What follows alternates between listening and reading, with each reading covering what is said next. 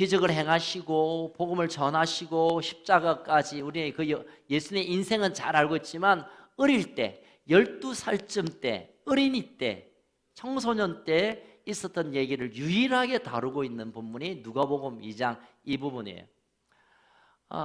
예수님이 그때 12살 때 무슨 일을 했는가 이렇게 살짝 들여다보면 예수님이 앞으로 해야 할 일들에 대한 힌트를 볼 수 있습니다. 자, 예수님이 12살 나이에 엄마와 아빠와 가족과 함께 이제 유월절이라는 특별한 절기를 지키기 위하여 예루살렘으로 들어갔습니다. 제가 이 유월절 예루살렘 이런 얘기하니까 이 이스라엘에서 살고 온 사람이 있어서 이 완전 포크레인 앞에서 삽질하는 것 같아요. 예, 탕아리 다음에 한번 설명을 해주면 좋겠어요.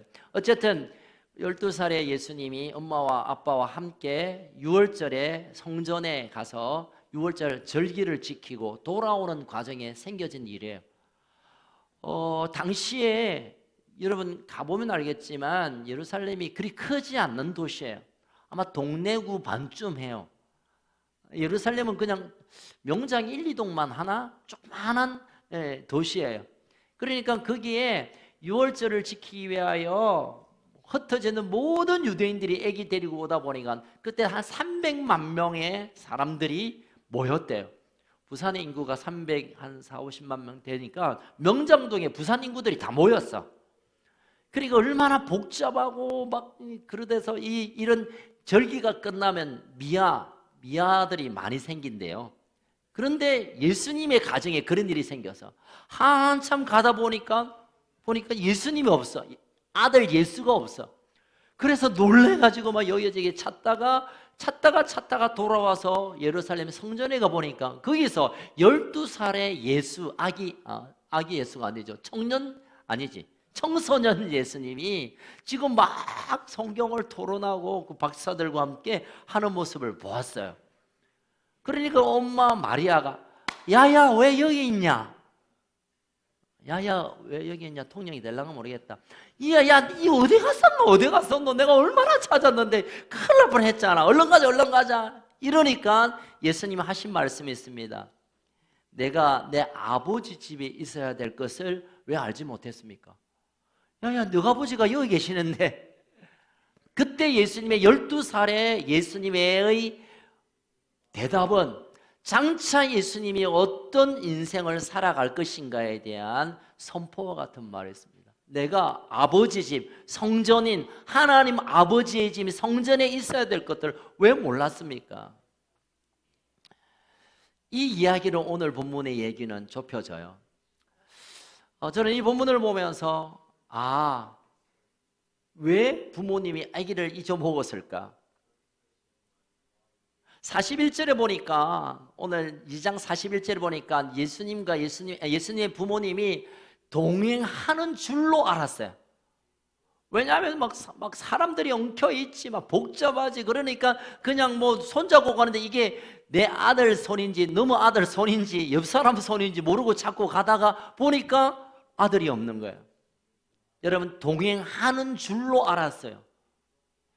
저는 이 한 단어를 보면서 혹시 내가 지금 사역을 하고 게더링에 함께 참여하고 이런 귀한 하나님께서 기뻐하는 일을 한다고 하는데 혹시 내가 예수님과 동행하는 줄 알기만 하고 진짜 예수님을 놓치고 있는 건 아닌가, 이런 질문을 제기했습니다. 교회는 오래 다녔고 어떤 직분이 있고 내가 나름 뭘 한다고 하지만 정작 우리가 예수님과 동행하는 줄 알지 진짜 하는지 우리가 한번 점검해 봐야 될 문제라고 생각되어져요. 우리가 하나님 나라를 위하여 달려가고 주님 오실 길을 예비하는 일, 또 한중일과 열방과 함께한 가족됨으로 가는 일에 이 아름다고 멋진 일과 함께 예수님과 동행하는 것이 전혀 상관없다면 이 모든 것은 가치가 없는 거예요. 내 삶에 주님과 동행하므로 그분이 나와 함께 있음이 확정되지 않고 나와 예수님이 동행하고 그분이 내 삶을 이끄시고 그분이 날마다 내 인생의 고백이 주님으로 고백됨이 없다고 그 모든 것들은 헛된 것입니다. 사랑하는 건축가족 여러분, 기억하십시오. 예수님과 동행하는 것 같던 것과 진짜 예수님과 동행하는 것은 전혀 다른 얘기입니다.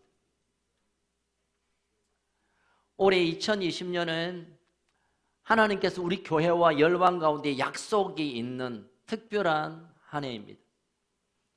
앞서 우리 송건사님의 나눔 가운데서도 하나님께서 이제 문을 여시고 이제 그 문 안으로 들어가게 하는 그런 일들이 올해 일어날 텐데, 그러나 중요한 것은 들어가서 무엇을 취하고 좋아지는 것보다 우리의 주인 되신 그분과 동행하느냐 마느냐를 확인해야 될 줄로 믿습니다.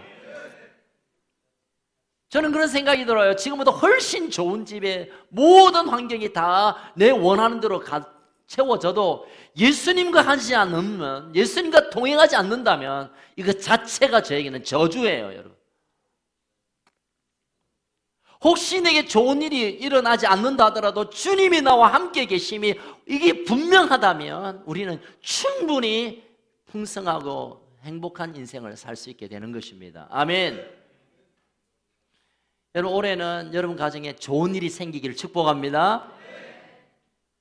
월급도 좀 오르고요, 사업도 좀 잘 되고, 아이들도 성적도 슥슥 올라가고. 하지만 예수님이 여러분의 가정의 주인 되시기를 주님으로 축복합니다. 사업의 현장 속에서도 주님이 경영자로 세워지기를 축복합니다. 이 아이들의 아빠가 나뿐만 아니라 하늘의 아빠가 이 아이들의 아빠됨을 붙드시기를 주의 이름으로 축원합니다. 여러분, 이것을 놓쳐버리면 우리의 이 2020년은 또 힘든 한 세월들을 보내는 안타까움이 있을 것입니다.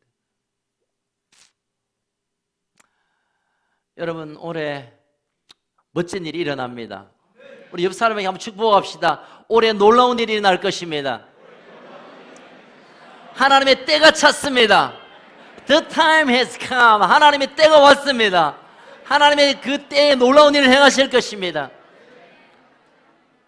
이제 눈을 동그랗게 뜨시고, 하지만 주님이 없다면 아무 의미가 없습니다. 할렐루야. 한 번 더 인사하겠습니다. 주님과 동행하는 2022년 되시길 바랍니다. 주님과 함께하는 삶이 되기를 축복합니다.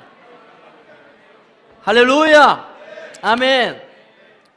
왜냐면요, 그분과 동행하면 하나님의 사랑에, 하나님이 우리를 사랑하신다는 표현이 뭐냐면 내가 너와 동행하겠다는 뜻이에요. 우리와 동행하시겠다는 것은 내가 너를 포기하지 않고 사랑으로 끝까지 함께 할게라는 약속인 겁니다. 예전 오래전에 제가 추석에 TV 영화를 하나 봤는데, 제목도 모르겠고 그냥 한 그림만 생각나요. 어떤 그 부자의 아들이 경비행기를 타고 이렇게 비행을 하다가 추락을 했어요. 그런데 비행기는 박살이 나고 이렇게 이제 파이럿도 죽어버렸고, 이 아들만 그 시체를 찾을 수가 없었어요. 그래서 이제 그 주변에 있는 분들이, 이 아이를 찾아야 되는데 어떻게 할까? 이 조종사는 이미 죽었고 비행기는 박살이 났는데 이 아이가 아마 살은 것 같은데 그게 사막에 떨어지다 보니까 얘가 살았는지 죽었는지 알 수가 없는 거예요. 그래서 이 아빠가, 그러면 아마 먹을 것도 없고 사막에 떨어지면 그 마실 물도 없을 텐데 삐라를 수십만 장 뿌려서 사막에서 사는 방법, 이걸 갖다가 좀 알려볼까? 아니면 사막에서 어디 가면 먹을 거리 있는가, 그렇게 생존하는 비법을 만들어서 그 모든 사막에 삐라를 뿌릴까, 이런 생각을 했어요. 그런데 그가 결정한 것은 그 삐라에 I love you, 내가 너를 사랑해 라는 것을 인쇄를 해서 뿌렸습니다. 왜냐하면 이 아이가 어디에 있든지 아빠가 나를 사랑한다는 것이 확인이 되면 어떻게 하든지 살아남을 힘이 있을 줄 알았기 때문에. 아멘. 그래서 결국은 그 영화의 마지막 장면은 이 아이가 삐라를 들고 아버지 품에 안기는 거예요. 물론 힘들었고 어렵고 목숨에 위기가 있었지만 아빠가 나를 사랑하기에 그 아빠가 나를 기다릴 거야. 그렇다면 나는 그 아빠를 만나기 위하여 나는 모든 일을 참아내고 인내했다는 거야. 할렐루야. 여러분, 2020년은 장밋빛 시간이 아닐 수도 있을지 몰라요. 그렇지만 기억하십시오. 하나님 우리를 사랑하십니다. 어떤 일을 써도 하나님은 우리를 사랑하는 일을 포기하지 않으실 거예요.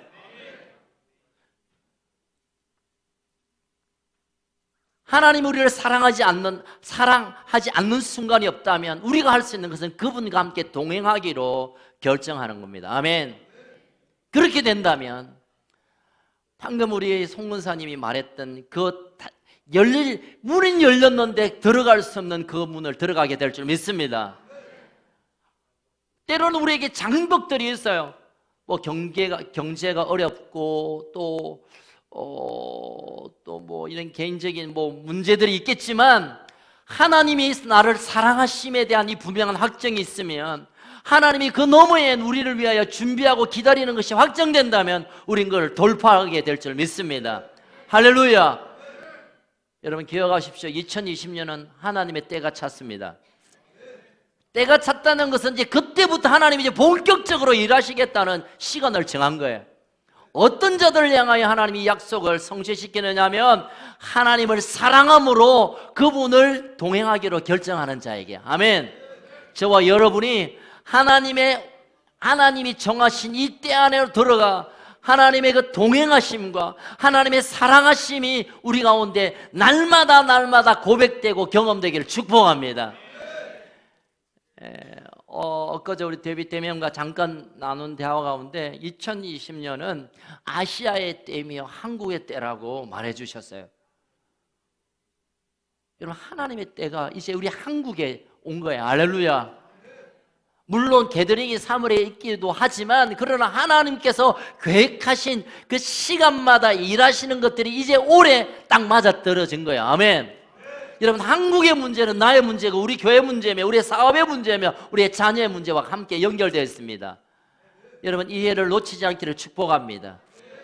이 하나님의 때를 결코 놓치지 않기를 주의 이름으로 축복합니다. 그러기 위해 필요한 것은 그분을 신뢰하고 그분의 사랑을 신뢰하고 그분과 동행하는 것. 여러분 마음 가운데 내 삶에 넘어야 할 문제가 있고 뚫어내야 할 담이 있어서 멈춰 있고 그래서 저는 오늘 이 예배가 그 모든 담을 뛰어넘는 그 벽을 돌파하고 뚫어내는 그리고 하나님의 동행하시는 손을 붙잡는 그런 예배가 되기를 축복합니다. 오늘 이 예배를 통하여 하나님이 붙드시는 강력한 손길을 붙드는 시간이 되기를 축복합니다. 하나님의 살아계신 그 음성이 들려지고 하나님의 품이 경험되어지고 하나님의 온기가 경험되고 하나님의 호흡이 경험되는 그런 예배가 되기를 축복합니다. 여러분 여기에 인생을 거시기를 축복합니다. 하나님의 함께 하심에 내 인생을 거는 한 해가 되기를 축복합니다. 하나님이 나와 동행하시는 것을 이제는 귀로만 들었던 욥처럼 환난을 겪고 나서 그 욥은 그렇게 고백해서 내가 귀로만 들었던 하나님, 하나님 그런 분이구나. 귀로만 들었던 하나님을 이제 내가 눈으로 봅니다. 아멘. 손으로 붙잡습니다. 아멘. 이 고백이 오늘 예배 가운데 우리의 가슴에서 터져나오기를 주의 이름으로 축원합니다. 이 시간 여러분 초청합니다. 찬양팀들 올라오시고요. 내 인생의 주님의 앞에 그 살아계신 큰 손을 잡기를 원합니다. 내 앞에 있는 모든 담을 부수고 나아가길 원합니다. 하나님의 그 음성 가운데 내 인생에 향하신 놀라운 일들이 내게 이제 들려지고 경험되기를 원합니다. 그리고 내가 더 하나님과 동행하는 일에 내 인생을 걸고 싶습니다 라고 결단하고 그렇게 되기를 원하는 분들을 앞으로 초청합니다. 우리가 함께 기도하며 나아가겠습니다. 여러분 사모하는 분은 앞으로 나오십시오. 여기 중층에 있는 분들도 내가 그 하나님의 음성 듣기를 원하며 하나님의 터치, 하나님의 내 인생을 향한 그 큰 손에 붙드심을 원합니다. 내가 하나님과 그 강하고 의로운 오른손을 붙잡고 동행하기를 원합니다. 라고 결정하는 분들은 여러분 앞으로 좀 나오십시오. 하나님이 여러분의 결정을 존중히 여겨서 여러분을 만나주시고 들려주시고 터치해 주실 것입니다. 이 시간 우리가 한번 기도하며 나아가겠습니다. 두 손 높이 들고, 하나님 그렇습니다. 이제 내가 주님의 그 손을 붙들길 원합니다. 주님의 손을 결코 놓치지 않겠습니다. 내가 동행하기로 결정합니다. 오늘 하늘의 음성을 들려주시고 하늘의 비밀한 일을 내가 알기를 원합니다.